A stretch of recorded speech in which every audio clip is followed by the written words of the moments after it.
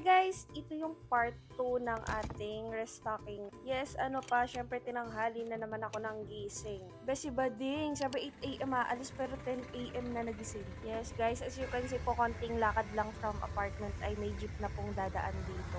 Mukha lang ako maasim pero naligo ko. So yung konting ubo pa po ay madadala na tayo ni Manong sa Narnia para ma-meet po si Elsa.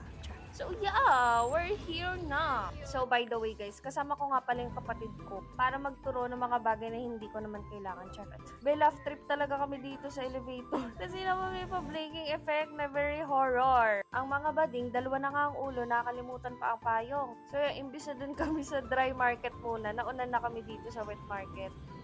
At dahil may maligalig akong kasama, abay magpicture daw kami kasama sa Jollibee. May picture dyan, ayoko ipakita. And yes, it's time na po para manghingi tayo ng tawad sa mga taong wala naman tayong kasalanan. So bumili ako ng tilapia kasi namimiss ko ng pritong isda. And mga bay, ngayon palang sasabihin ko na, sorry na po at hindi ko na alam kung magkano ang nagastos ko dito. Pero kita nyo naman, di ba, kung gano'n lang kamura dito. So dito sa tindahan ng hipo na to, dito ako regularly bumibili. Kasi nahihiritan ko yun lagi ng pasobra. Ayan. And of course, pag bibili po tayo at nakahingi ng tawad, lagi tayo magpapasalamat. And yarn, lahat ata nang hanapin mo yun, nandito may talabert, pusit na malaki, and ewan ko kung ano yung mga yan. Dahil maulan sa labas, sabi ko hindi na kami makakadaan ng dry market, kaya dito na lang din ako bumili sa loob ng mga gulay. Syempre, una sa lahat, kangkong at sitaw dahil yan ay favorite ko. Next naman, bumili rin ako ng sibuyas dahil wala na po akong sibuyas opo. Dito naman sa kamatis, mapapansin nyo medyo mahilaw yung mga binibili ko. Dahil sabi ng aking ama, kung mag-iisa ka daw ng kamatis ay dapat medyo hilaw pa. Para by the time na gagamitin mo na siya ay hinog na siya at hindi ka mabubulokar. Bumili rin ako ng konting pata dahil nakikrib na naman ako sa nilaga. So hindi talaga ako nag-stock masyado ng gulay since malapit lang naman dito yung palengke. And iniiwasan ko talaga na masiraan ako ng hinayang ako. And syempre pag mamamalengke ako hindi mawawala sa akin tong apple at orange. After nga pala namin sa wet market ay medyo tumila na yung ulan. Kaya nakadaan pa kami dito sa dry market. Pamot talaga ako sa di makatilan kasi doon ako sa loob bumili, mas mura dito sa labas. At yung kasama ko po ay nagmamangyot dahil magmamanggo graham daw kami. Hindi ko nang malimutan yung request ng mangga.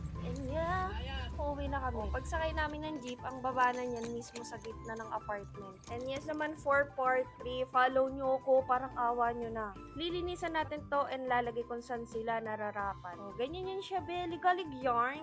And thank you guys for watching. Bye!